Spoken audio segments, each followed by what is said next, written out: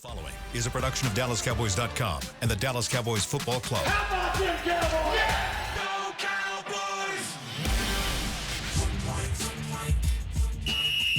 Let's go, baby! Are you ready for a break? Yes. Are you ready for a break? Absolutely. Ready for a break? Yeah, and so much for that. It's time for The Break on DallasCowboys.com We were on the break! with Ambar Garcia, Brian Broaddus, Nick Harris, and Derek Eagleton.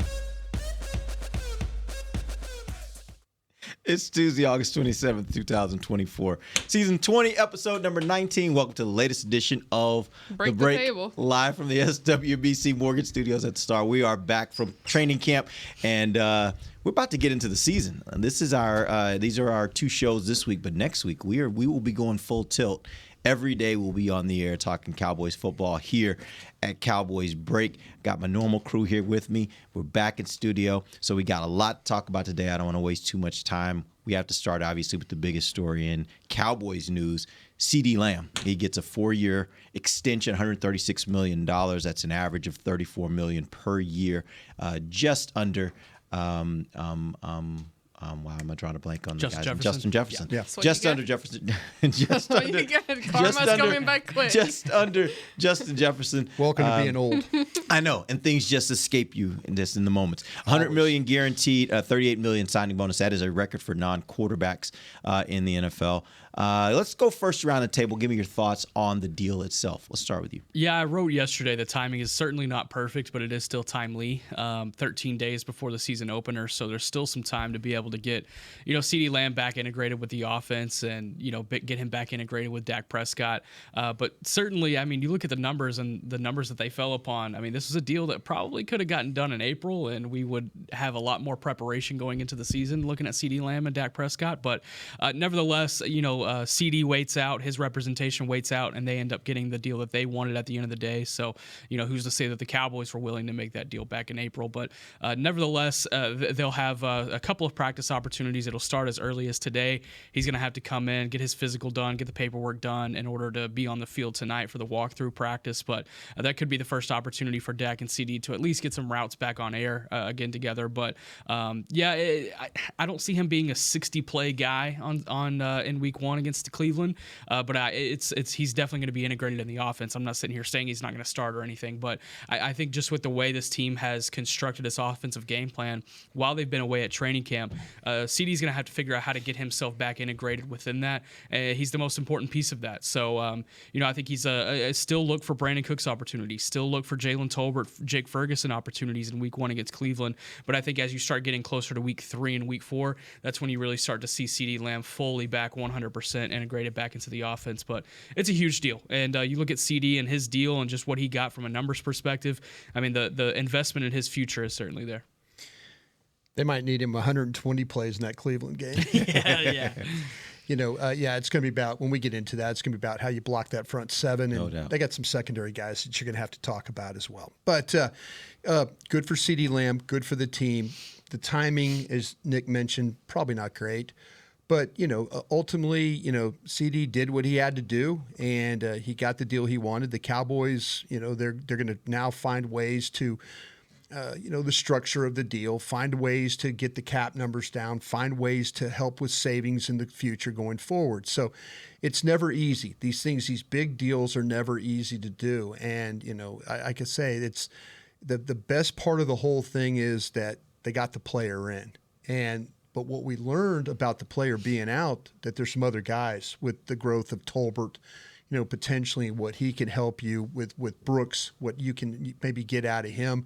We saw what Cooks can do. So yeah, it was a learning experience for the Cowboys as far as getting the deal done. It was a learning experience to get to evaluate their wide receivers. So maybe a win on both sides that way. Yeah, very excited, very happy that we can finally stop talking about it and guessing, and that now we can get to work. He is very much well-deserving of that money. I think he's definitely has earned every single penny of it. But it is one of those things that it's still in the back of my mind that it does concern me. Every time a player gets a big contract like that and then they come in, the expectations get a little higher, and then versus what you're seeing on the field, fans and everybody, you start criticizing it a lot harder and a lot more because of the amount of money that you're paying. And I just hope that his absence from training camp doesn't come and hurt the Cowboys in that way. I know he's a professional and he's been training, he's been doing his own workouts and all of that on his own, but it's still different. Is 2 weeks enough for him to get back in it and be ready for that first week in Cleveland? I don't know. We'll find out very soon. But that's something that's still kind of that everyone is going to be keeping an eye on. You know, it's an interesting point you make. I think I'm on the other end of this one. I think I'm on the other end of he's the one guy that I feel like I could pay, and he's sure. And he's going to get better. I just think that every year you watch him play, his game has gotten better. Yeah, you know, when the first 5 weeks of the season last year, they're kind of like, what are we doing? And then they start to say, okay, let's think about adjusting this. And that's when things took off for him. And I'm the guy, I'm trusting Mike McCarthy on this one when he says, hey, this guy can run all day. And, you know, he wants to run all day. He wants to do. I totally understand the direction you're going there. My side of it is I feel like that, like, I'm not worried about the guy. I'm just not. He's I think of all the guys that they're going to have of the 53, I think he's the guy I worry about the least of coming in and being ready to go and living up to the expectations of what this contract is going to be. You know, I think he'll keep showing up and getting better. I absolutely agree with you in that. But the only thing that I will say is how many weeks is it going to take for him to get integrated? And again, I've seen him.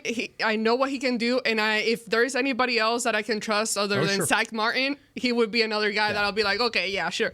But it is something that it is in my head. Well, I think here's the other thing, too. No, that's very fair. That's very fair, yeah. And I think the integration piece doesn't bother me as much. Here's what I am a little bit, and I won't even say concerned, but I am keeping in the back of my mind, is when you have missed all of training camp. I think there is some conditioning to the body that happens. I'll give you an example. When you're training for anything, you typically have to work up. You don't start if you're training for a marathon, Brian. You've done marathons. Yeah. You don't start on day one running 13 miles, right? Yeah. You start off slow. You start off with a relatively low amount of mileage, and you build. You build over time, and that allows your body to absorb the training and keeps you from getting these soft tissue injuries and those kinds of things. What I'm going to be looking at is obviously it's 2 weeks before you're going to get him to the field. I think he's going to come in phenomenal shape because he looks like he's in phenomenal shape. Mm-hmm. That's not the issue. It's the football stuff. It is the movements of football that maybe he doesn't have. That is he going to work up? How are they going to make sure that he works up slowly enough to where he doesn't risk injuring himself? That's what I'm You're keeping an eye on. verbalizing my thoughts. Okay. Yeah. You just have better English than me. But that's exactly what's One day in my we're just head. going to be like, just say it in Spanish. We'll get a translator, and we'll be fine. Go ahead. Why do I kind of feel like that CD puts name to paper and him and Dak are in the Dak yard, and while everybody's off trying to figure out cuts and things like that they're starting to throw the ball together? I mean, I just feel, to me, and everybody's right about that. I just think this is a rare cat. I really do. I think this is one of those guys where if it was anybody else, I would sit there and go, they're right. They're right about that. They're right. That makes sense. But with this guy, I think there's something different about this guy. I think he knew that this was how, if he was going to see this through, it was going to be down to the wire. Mm-hmm. I think he's prepared himself knowing that this thing could come down to the wire, you know? And he got what he wanted out of the deal. Yeah, 2 weeks. To me, I'm grateful that it wasn't 3 days before the Cleveland game. No doubt. Absolutely. And then we're all talking about, he's inactive this week because he's not ready and all that. Yeah. You've given this guy some time, and I like what you're saying about the football readiness. I think that to me, if it was a defensive player, you'd if be it more was concerned. I would be. Mm-hmm. But a guy who makes his living running and catching the way that he does, you know, we've seen. I'm trying to think of some of these times you see guys come back from things and they just immediately throw them out there, and then all of a sudden it's like they have these productive games. And you know, I just keep saying he's the last one I'm worried about because I think he had a plan for how he was going to do this. And I think in his mind, him and his agent knew this could come down to the last damn day. but we're going to get it done. I think he's going to be ready to go when we see him. So when we are certainly in the same exact predicament with Micah Parsons next year, you're going to have a little bit more concern. Yeah, you know what? Let me be honest here. Yeah. I was more concerned about Micah Parsons missing OTAs because it was a new defense. Than you have been about CD missing training camp. Yep. Gotcha. Yep. Gotcha. Just because I feel like that, and you guys do a fine job of reporting here on DallasCowboys.com, and everybody's talking about he had his iPad installations, all that stuff. He can follow along with what's going on. The only thing that he wasn't doing was the on-the-field stuff. And I'm like I said, if CeeDee goes out there and falters, okay, you know what? Cooks, Tolbert, Ferguson, you guys pick the slack up here, until we get it. I think you now, even Brooks, I think you've got an idea of some guys. I'm more confident in Tolbert as a player. Yeah. If something were to happen where, man, Lamb doesn't look right today. All my colleagues here are right about, you guys are all right. He just doesn't look good. Step in there, Tolbert. Get it done today. Step in there, Ferguson. Get it done today. That's where I'm at with this. Yeah, I think the big key for me is, and I think they do have a plan, but I think they just have to have a plan for how they get him integrated from the standpoint of getting him worked up to the level that it's going to take for him to be at the level that he normally is. And that's not about his ability. That's not about his work. That's not about his conditioning. That's more just about getting him football ready, where everybody else has been for a month toiling every day at training camp. That has a way of building your body up. And I'm sure they have a plan for him. I think Mike mentioned something about it yesterday. This guy can run all day. He loves to run. Like I think they know he's going to be in condition. Now I think they'll have a plan for how do they get him football ready so that they don't rush him out there so fast. Like you said, he ain't doing 120 plays this game. You kind of have to ease him do it. But you got to ease him into that a little bit, and make sure that you don't expose him unnecessarily to potential injury. Well, the wear and tear on his body is not as bad as some of these guys. Yeah. After going through camp, with the 3 games you played, the practices and stuff like that. I mean, I just kind of feel like, though, that here's a guy that's going to be – I think he's going to have to – the thing he's going to have to guard against is going too much. Is being, let's go, throw me in. They may have to protect him from himself a little bit. He is one of these guys that I don't think he's going to want to take it easy. Yeah. As far as what he's been up to, he's been in South Florida working with various trainers during the course of training camp. So whether that be Delphonte Diamond, his receiver work specialist, and a lot of speed trainers down in South Florida. You've probably seen the videos on Instagram of him doing cuts on the beach, and that stuff's tough to do. I tried to do that once, almost broke just ankle. running on the beach is hard. Come on, walking on the beach is hard. My God. You're struggling there, walking, carry all your stuff. But being on the beach is not hard. Being on the beach is great. Not hard at all. Putting on the beach, different story. But he has been training. That's what he's been up to. In fact, he was coming from South Florida yesterday whenever he got the phone call. So he's going to be coming straight into town from South Florida, and then he's hoping to be able to step in and practice as soon as tonight. So we'll see. All right, we're going to take our first break. We'll come back. Let's talk about some players that are not on this team, but maybe will be by the end of the day or the end of the week. We'll talk about that when we come back. DallasCowboys.com radio. Todd thought it would be secure to jog in the cheetah savanna. Todd believed the big cat repellent he bought online was reliable. And now, Todd is trying to be faster than this cheetah that can run 80 miles per hour. But the good news is, Todd has AT&T 5G that is fast, reliable, and secure. And he learned the best thing to do is stop running and toss her the backpack with the beef stew. AT&T 5G. Fast, reliable, secure. 5G requires compatible plan and device. 5G may not be available in your area. See att.com/5G for you for details. If you can't be at the stadium, there's no better way to watch your Cowboys than on an LG OLED Evo TV. That's because everything you see is more lifelike. Every play, every hit. I mean, you might as well be on the sidelines. That's how clear it is. It's all thanks to LG's legendary technology. Perfect black, over 8.3 million self-lit pixels. No one comes close. LG OLED Evo is the best TV in the game for a reason. See for yourself at lg.com/OLED Evo. Don't put off getting your oil change, Dallas. Take 5 Oil Change, a proud partner of the Cowboys, is faster than you think. There's no appointment needed and no waiting room. Yep, you heard that correctly. Take 5 is so fast, you don't even have to get out of your car. You can take advantage of Take 5's fast, friendly, and simple service at any of their locations across the Dallas area. And remember, at Take 5, you stay in your car because they're faster than you think. Take 5, the official oil change of the Dallas Cowboys. If you shout, "How about them Cowboys?" you have that undeniable passion that's the heart of Cowboys Nation. And if you like to drink Dr. Pepper, you love the unique blend of its 23 flavors. Together, your one-of-a-kind fandom paired with the one-of-a-kind taste of a delicious ice-cold Dr. Pepper is the game day lineup that can't be beat. Better yet, gather your Cowboys and Dr. Pepper fan friends to watch the next game and crack open a delicious ice-cold Dr. Pepper for everyone. The wins will be even tastier. It's a pepper thing. Life doesn't stop when the economy is uncertain. The market might not care you have a wedding to plan or a kid to put through school. And inflation doesn't know you've got a family to feed. But Bank of America does, and is here to help. With digital tools to help you save and local experts nearby, you can keep life moving forward the way you need it to. Bank of America. What would you like the power to do? Learn more at bankofamerica.com. Bank of America NA, member FDIC, equal credit opportunity lender. Back to the break.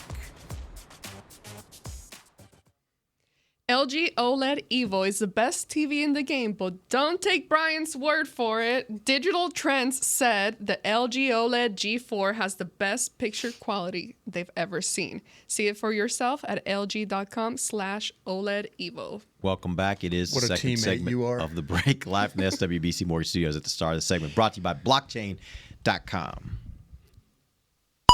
There we go. All right. We're going to talk about a couple players that the Cowboys are reportedly going to be visiting with that they could look to maybe add to their roster, bolster their roster here. Actually, the day that they're going to be making their final cuts. In the final segment, we will get to some cuts that have already been made. Some players have already been waived.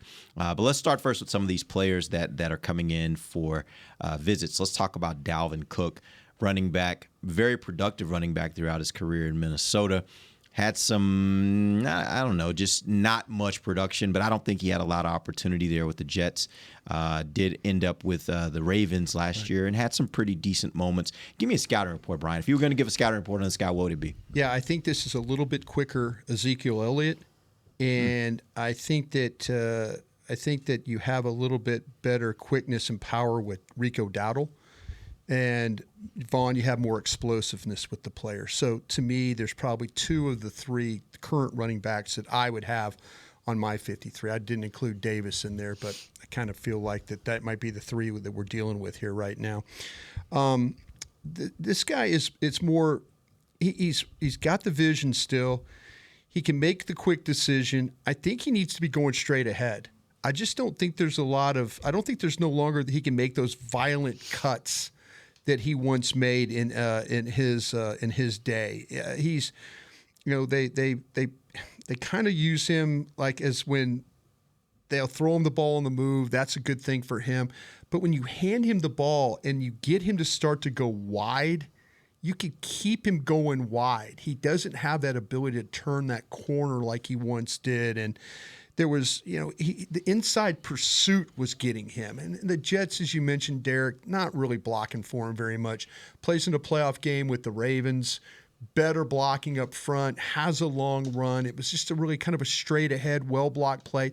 He's going to get what's ever in front of him. So I was a little bit more dancing with the Ravens and the whole, and he can't afford to do that.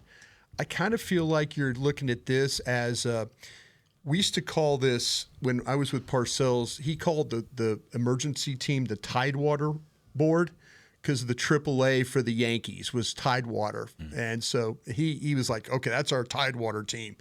I think they're looking at this guy right now as, okay, where is he shape-wise? And could this be an emergency guy going forward? I don't know. So you're saying don't sign him now, wait, and if something comes up, then you sign him. I think they're looking at this and just seeing where he's at. I don't know. Now, things might change, but if you're thinking of Dalvin Cook as Dalvin Cook of days gone by, he's not that guy anymore. He is. It's very similar. Just like I said, probably a little bit quicker Zeke, but not much quicker. You still got a guy that's going to finish forward, but is he going to make those explosive runs that we've seen in the past? No, he's not. You could start to see that defenders were getting to him and bringing him down, and he wasn't breaking arm tackles and things like that. So he could still catch the football, which is good. He's not much of a pass protector when it comes to the blitz pickup stuff. But I kind of feel like, though, that like they're trying to, at least the thing that's encouraging me is they're continually looking at running back players. They're looking at possibilities here. They haven't just said, okay, these are guys and that's what we're going to do. So if they're looking at Dalvin Cook, maybe there's some others, the waiver wire. We'll see what happens. The Jets have a guy. I know we can't get into that until they actually release the player. Yeah. But the Jets have a guy that people should be interested in. I can't bring up his name, but look at the Jets roster and you can maybe figure it out. But yeah, that's kind of where I would venture to say that this is more of a kick the tires situation than it is bring a guy in right now. Yeah, I think it can make sense to sign him to the practice squad and see if there's a need for him 3-4 weeks into the season and see if there's an opportunity there. But you mentioned the receiving game and being a little bit quicker than Ezekiel Elliott. The thing is, Ezekiel Elliott, the receptions that he had last year and how he was able to be productive in the receiving game, you just take last year in a vacuum, it's way more productive than Dalvin Cook has had in any season as a receiving back. And so I think that's the extra layer that, I understand the questioning around why is Ezekiel Elliott just this runaway RB1 and he doesn't even have to play in the preseason and it's just fact at this point. To a certain point, I do understand the fans' frustration with that. I would have liked to have seen Ezekiel Elliott a little bit in the preseason, but I think this is still a guy who is versatile enough to be able to fill multiple roles. He can be that pass protector. He can be that receiving back. He can be that downhill guy, short yardage back. Whereas Dalvin Cook, while he may have an extra speed element to him, he can still read the offensive line a little bit to the same point as Ezekiel Elliott can. He doesn't necessarily bring everything that Ezekiel Elliott brings in his tool bag. So for me, if I'm looking at that, okay, I take Zeke over Dalvin Cook. I take Rico Dowdle over Dalvin Cook because I like his aggression a little bit more. I like his downhill nature a little bit more. And I'm taking Deuce Vaughn over Dalvin Cook because this running back room still does need a playmaker, and I'm not convinced that Dalvin Cook is a playmaker after only rushing for 214 yards last year. And you mentioned that one run that he had with Baltimore, and it was literally one run that he had. And it was a nice run, but the game was 34-10, and the game was decided by that point. I was like, okay, let me go back and watch last year to see if I missed anything. So maybe he wasn't getting lined up in correct situations, and I was right. I did miss something. He was even worse than I remembered. Like it was not great stuff that I saw from him last year. But nevertheless, you look at the seasons before that, he was coming off of a 4 straight 1,000-yard seasons. So he's not that far removed from being a really productive back in this league. It's just what happened last year. Was it, kind of a fluke incident, or can he get back in the team, get back in conditioning, and after 3-4 weeks on the practice squad, be able to make his way and be able to make a name for himself on the team? But as of right now, I'm not buying a whole lot into this. Yeah, it's still good that it's happening just to check him out and visit and have an idea in case the time comes down the road. We see it happen during the season, so better to do that kind of work now than in the middle of the season. But again, going back to Zeke and what you mentioned, Nick, with fans kind of being frustrated with him not getting those reps during preseason, and I agree, but at the same time, he's done the work, and I'd rather just see him stay there. And what we've seen, to me, at training camp, I know, and I have my whole doubts with the running game as a whole in general. But with Zeke, what I started seeing those last couple of weeks, he looks really good. And by really good, he's healthy. He looks light on his movement. Like, he looks quick, but light. Like, when sometimes running backs can look like heavy and it's just kind of harder to make those runs, he looks lighter. Me and the beach. Yeah. And he's put in that work. So anyway, with that being said, there's a lot to look at, but Dalvin Cook, he's not yet, he doesn't have that attractiveness that he once had. When you heard his name, you're like, oh yeah. Now it's kind of, I put him in the same boat as Ezekiel Elliott, and kind of like they're kind of in the same path of career, So with those two, I'd rather have Zeke, but anyways, it's still good to check him out. But I don't know how much, if that's actually something that's going to happen where they sign him now. I kind of feel like they can run the ball with Rico Dowdle. I do too. Yeah. We've all agreed that the issue there is not his ability, right? It's the health. Yeah. It's always going to, it's availability. And it's a little bit like when we always talk about with Tyron Smith. It's like, gosh, we know Tyron Smith's a really good player, but the availability part. If Rico Dowdle can find a way to stay healthy with the he hasn't had a full season healthy. No, it's been, and that's been as a backup. He hasn't been able to stay that's healthy, a problem. And if you told me that he was going to be able to play 17 games in some playoffs, I would say, fine. If you want to bring Zeke in and let him, fine, But you're going to figure out that guy right over there is probably your best player. When you start to run the football and the explosiveness and the quickness and all those things, it's Rico Dowdle. That's the guy who's going to be. But I understand the fans that, to me, I was a little bit frustrated because I wanted to see, okay, what can you do? You saw him in the Rams scrimmage on the left side. They opened up some stuff. And as you said, Amber, Zeke, boom, got through there a couple different times. Like, oh, okay, here we go. I like to see that. But to me, with this offensive line, the way it is with the two young kids in there blocking, the combo blocks, the backside cutoffs, maybe some improved blocking from the tight ends, this thing might have a chance to be better than what we think it's going to be. Yeah, no doubt. Let's move on to Tyus Bowser. He is a guy that that rumors are that he's coming in to meet with the team as well. What do you think? And give me a scouting report on Tyus Bowser. Tyler, Texas, baby. How about East Texas. that? Let's go. John Tyler High School, Cujo.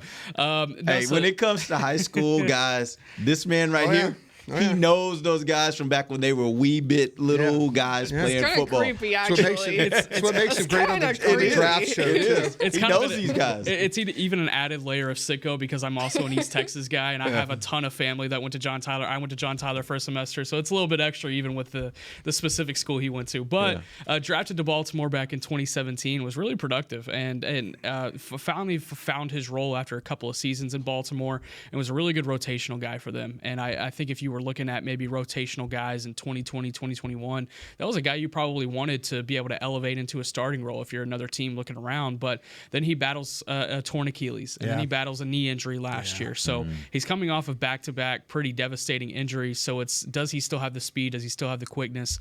I think that's going to be the big part of today's workout, and especially the physical is going to be really important with him too. But I mean, if he does still have that same quickness and that same twitch, sure. If Carl Lawson is a guy that the team's looking around and didn't think worked out, then maybe they go get a guy with a little bit more length. He's 6'3", 250 pounds, so he definitely has the power aspect of it as well. But for me, it's I don't know how you feel about this, Brian, specifically, but when it comes to scouting guys and kind of looking at their body of work over the last couple of years, it's hard to ignore that the injuries are coming off of at the same time. So it's a little bit tough to actually judge what Bowser could bring to the Dallas Cowboys without being in that physical room. But if he is healthy, he has been productive. Yeah, he hurt his knee, as Nick mentioned, before the 2023 season. So the film I looked at was 2022 is what I did with him. He plays as a stand-up linebacker, but the Ravens have a different scheme because of their odd front, 3-4 front is what they do. So, but the initial quickness was good. He's got some pop off the ball. I think he needs to be more aware of the ball at him. There were times in the run game, whereas Carl Lawson, I felt, was a better run defender than he was a pass rusher from what I saw. I think Bowser's opposite of that, but I think you just need to be a little bit more aware with the ball at him. He has good inside rush. He'll use his hands to free himself. I just didn't see a guy that could grab the corner, and that's what I worried about him with a little bit. That maybe that we were talking about some of the injuries and stuff. This is before the knee, but he just didn't have that ability to really grab the corner like I like him to. He'll extend on blockers. He can control guys with power. They use him in coverage. He was playing quite a bit in some coverage. He can close down that backside when free. When he has a run, he could really, really close that thing. I'd just like to see a little bit better change of direction. He'll labor some in this area, but he's also 29 years old. So a little bit older guy, coming off some injuries like Nick's talking about. Does he have the quickness? Does he have the explosiveness that he once had? This is I applaud the Cowboys again. They're not standing pat. They're looking at guys. They're throwing a lot at their defense. They're throwing a lot at a lot of their roster spots. I think that's a positive thing if they're going to continue to look at guys like this. Yeah, you mentioned real quick about Carl Lawson. You just kind of threw the name out there. Yeah. But how much do you think this is about what they've seen from Carl Lawson and maybe not necessarily thinking he's the answer? A lot. And Carl Lawson is one of these guys that I felt like there were some good reps in the Chargers game when you went back and watched the tape of him playing. There was a little bit better of the dip and getting that shoulder underneath and flattening where you saw some pressure. I actually thought Muhammad was the better of when you started to talk about Lawson, Muhammad, Wheat. I kind of give Muhammad the role of the edges. He was the one guy, but he is going to get suspended the first week of the season. So you could probably carry him. What was our Jones last year, our running back? Ronald Jones. Ronald Jones, 2 games. I couldn't think of his name yesterday, but I'm like, okay, well, somebody got suspended. It was Jones. I remember that. But yeah, this is, depending on how they look at things, like I say, Carl Lawson, probably, not in the picture for him right now on that. All right, let's take our final break. We'll come back. Let's talk a little bit about some of the players that we've already reported have been released, have been waived, and then we'll talk about some other guys that we expect maybe will be on that list by end of the day. It's a tough day in the NFL. We'll be back. DallasCowboys.com radio. It's the official men's skincare brand of the Dallas Cowboys, Jack Black. And right now, Cowboys fans can get 15% off their $75 order. Plus, because every deal needs a playmaker, your order will include a free 5-piece skincare set and free shipping. The Jack Black Playmaker is 4 of Jack's favorites and a full-sized intense therapy lip balm. Make a play for the playmaker at getjackblack.com/Cowboys with the code CowboysVIP. That's getjackblack.com/Cowboys with the code CowboysVIP. They say champions are remembered, but legends are never forgotten. United Ag and Turf offers a winning lineup of John Deere equipment built to tackle any challenge on and off the field. Legendary John Deere tractors, combines, residential mowers, commercial mowers, compact construction equipment, Gator utility vehicles, and a full line of golf and sports turf equipment. United Ag and Turf, the official Ag and Turf equipment supplier of the Dallas Cowboys. Visit UnitedAgAndTurf.com to find a location near you. If you can't be at the stadium, there's no better way to watch your Cowboys than on an LG OLED Evo TV. That's because everything you see is more lifelike. Every play, every hit. I mean, you might as well be on the sidelines. That's how clear it is. It's all thanks to LG's legendary technology. Perfect black, over 8.3 million self-lit pixels. No one comes close. LG OLED Evo is the best TV in the game for a reason. See for yourself at lg.com/OLED Evo. From the field to the festivities, Lucchese embodies the essence of luxury and tradition. Handcrafted with meticulous precision, each pair offers unmatched comfort and style. Stand tall while you're tailgating or cheering in the stands with the Dallas Cowboys collection by Lucchese. Shop the collection today at the Lucchese store at the Star in Frisco or online at lucchese.com. Lucchese, the official boot of the Dallas Cowboys and Dallas Cowboys cheerleaders. Todd thought it would be secure to jog in the cheetah savanna. Todd believed the big cat repellent he bought online was reliable. And now, Todd is trying to be faster than this cheetah that can run 80 miles per hour. But the good news is, Todd has AT&T 5G that is fast, reliable, and secure. And he learned the best thing to do is stop running and toss her the backpack with the beef stew. AT&T 5G. Fast, reliable, secure. 5G requires compatible plan and device. 5G may not be available in your area. See att.com/5G for you for details. Back to the break. AT&T, connecting changes everything. Welcome back. It is the final segment of the break, live from the SWBC Mortgage Studios at the Star. We're presented by LG. LG is the world's #1 OLED TV brand for 11 years and counting. See why at lg.com/OLED Evo. Thank God for you guys. Let's jump into to some of the guys that have already been waived. We reported some of this yesterday. I'll throw out some names. Can I thank Nick Harris for jumping on that? Yeah, he was all over it, right? My gosh, right off the jump. Well done, sir. That's where I got this list from, was from his tweet. Good day. I mean, I looked at that thing, I'm like, here we go. I get some names right off the jump. Got a lot of Terminated jokes, but that's how they Well, here's the thing. I'm not going to throw out all the names because there's a long list. I'm going to throw out some of the names that just jumped out to me. He's going to start with Scott. Eric Scott. No, Eric Scott's not #1, but he is on that list. Sure. But here's some of the guys that were waived that just, for me, were interesting guys that were waived. And guys I think could possibly be practice squad type players if they get through waivers. Linebacker Willie Harvey, defensive back Eric Scott, defensive tackle Albert Huggins, wide receiver Tyron Billy Johnson, defensive end Viliami Fihoko. Tight end this morning we hear Peyton Hendershot is supposedly on the outs as well.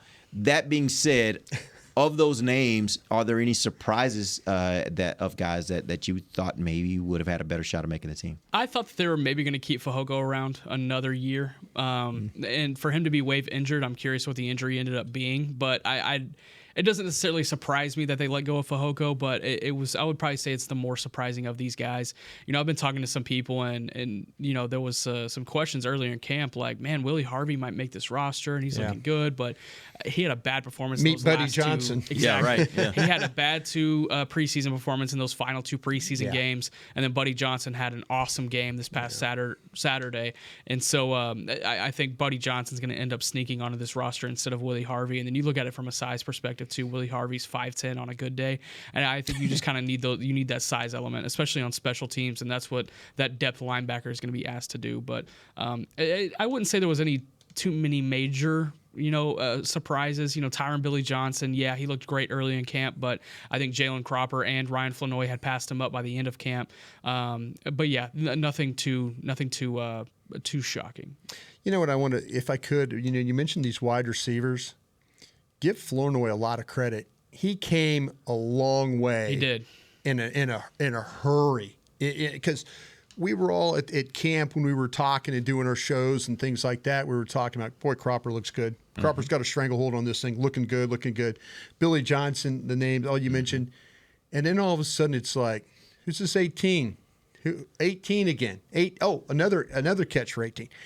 He and Deuce Vaughn probably came as fast and as far from where they spotted everybody 2 weeks of practice. And then all of a sudden said, nah, we're going to make this team, or we're going to figure out a way to make this team by the way they played. So Fehoko being waived injured, this one's got some possibilities, because what you're doing by waiving him injured, you're telling the league that he's hurt. There's something wrong with him. And sometimes teams won't claim an injured player. They won't do that. And so what will happen is likely he'll revert back to your list, to your IR group. And when he reverts back to your IR group, you could keep him there the whole time, or you can injury settle him and give him a couple of game checks and let him move on. So I'd be shocked if Dan Quinn's looking at it. He could have a missing right arm, and I think Dan Quinn would still go grab it. Well, see, that's what now maybe Dallas. Maybe this is how Dallas is protecting themselves. Now Dan might go through the agent and figure out what's wrong with him. Yeah. Is it a hamstring? Dallas is maybe playing a smart game here that they don't want to lose him, and they're trying to make it. And these teams, they fall in love with their players. Like if you're the New England Patriots, who has a talent-poor roster, you should claim every single guy that everybody puts out there. You just get rid of your roster and start taking everybody else. You'll be better off. This is the second draft. We're about to have the second draft here. So to me, Dallas might be playing the game of, okay, if we can get Fehoko through, we could keep him on injured reserve the whole year and work on it next year. Or they could be, we just need the spot, and we're going to give him game checks. There's the injury settlement thing will always be a factor in this to get guys off the reserve lists and things like that. Well, no surprises for me. Nobody surprised me. Fehoko is the one, but because he was on the injury, it makes you question that. And again, we got to keep in mind everything that you guys just said. They waive these guys, and then you got to wait a few, today and then by tomorrow and things like that. They start picking guys back up to put in the practice squad and all of that. So it's still, we don't know what's going to happen there. And then with Billy Johnson, just like you guys mentioned, he is a name. And to me, those last couple of weeks of training camp are what matter the most, because it's what's on your memory. That's the freshest thing that you've seen from these players. And he's a guy that you started talking about him, hearing his name, seeing him make plays. But again, when you talk about the wide receiver group, how deep it is and how many other guys have shown up at training camp and even in the preseason making plays and they are very attractive. But also you don't have spots. Like you're keeping 6 guys at wide receiver? So there are other guys that I think are ahead of him. Yeah, I think something very telling, though, Derek, from your list is the Eric Scott one. The fact that they're down Bland Mm-hmm. And now they're looking at this. Are they going to carry 5 guys? Keeman Hall is still on this team as we speak. We'll get the final cuts today at 3:00. Yep. But Keeman Hall's still there. Did they determine that Keeman Hall was better than Eric Scott? And after that play. Yeah, but it's funny. Eric Scott, I was thinking, there's no way he's here. And then he practiced great. That last Wednesday we were there, he was knocking balls down and stuff, and I was going, him and Span Ford, 2 guys I kind of felt like were off the roster. All of a sudden we're making plays. Because everybody else was ready to come back home. Yeah. So I already was home. Yeah, exactly. I was too. So were you. No, I know. That's the point. I was watching practice. You were. That practice somebody I take watch very lightly. Real grinder. So we'll take your word for it, Brian. But those practices I take very lightly because everyone's over it. But that's the thing with Eric Scott that I kind of wonder, because they do have the injury, and maybe, like I said, maybe they tried to move Eric Scott to maybe the Commanders, who that's where his guys were. And the Commanders are like going, no, you're calling us because you're going to let him go. We'll just claim him. We'll be fine here. Yep. We'll be fine. But there were some times where Eric Scott made some good plays, but maybe not, obviously not enough to make this final 53. All right. Real quick, did you have something? Just a bad day to be a Johnson yesterday. Cam Johnson, Jason Johnson, Darrell Johnson, Tyron Billy Johnson all waived, but Buddy Johnson's still hanging around. Yeah. So. All right. So real quick before we end the show, we only have about 2 minutes here. I want to go around the table. I want you to give me one name that will be a surprise by tomorrow morning. What I mean by that is either a surprise that they're no longer here or a surprise that they are here. Let's go around the table. Well, hold on. Let me pull up the roster so I see everybody's name. Okay, great. In my Let's start with you, Brian. You go first.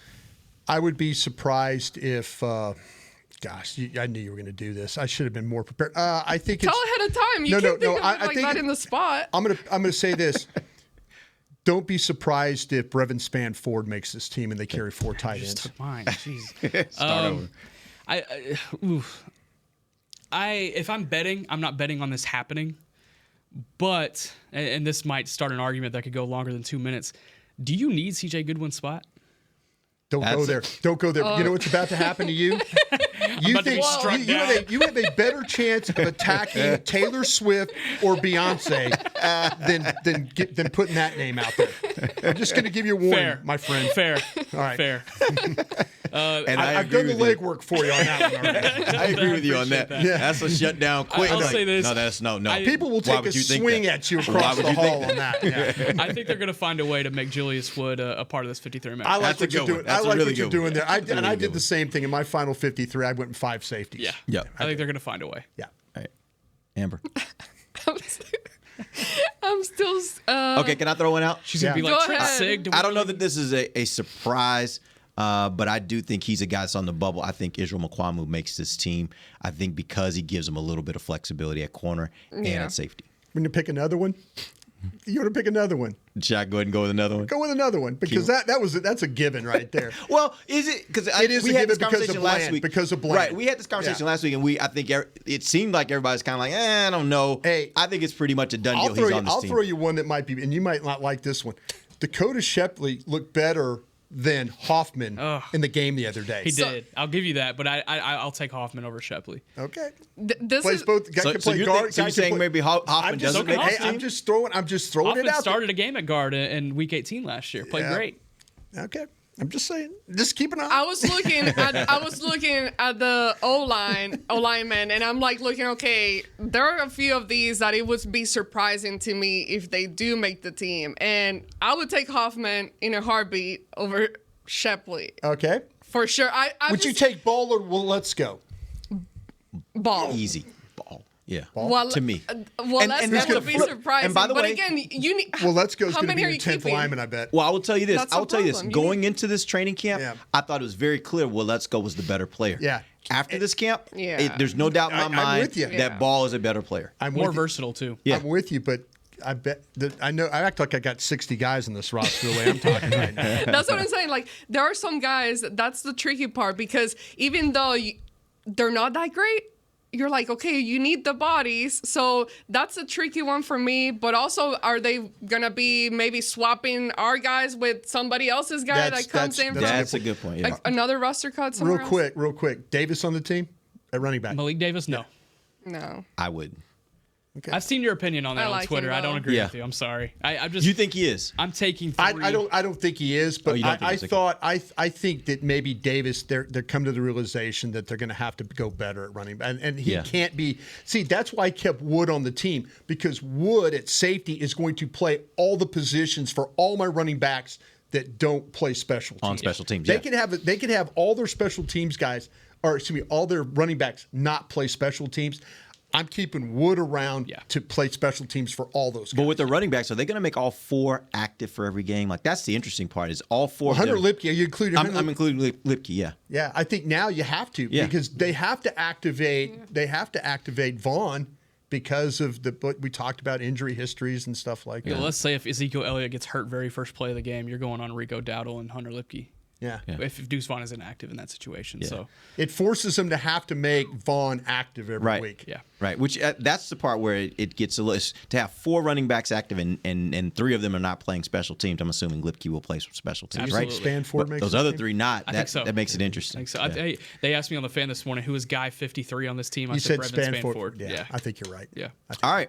That is a wrap. We appreciate you guys joining us. We'll be back on Thursday, and we'll talk about some of the some of the players that get waived today. And then we'll start getting ready for the season. Next week, we'll be into it every day starting on next Tuesday, Wednesday, Thursday, Friday. Next week, we'll be getting ready for Cowboys versus Browns. Till then, for Nick Harris, Brian Broaddus, Amber Garcia, I'm Derek Eagleton. This has been The Break, live on DallasCowboys.com radio. This has been a production of DallasCowboys.com and the Dallas Cowboys Football Club. How about this, Cowboys? Yeah!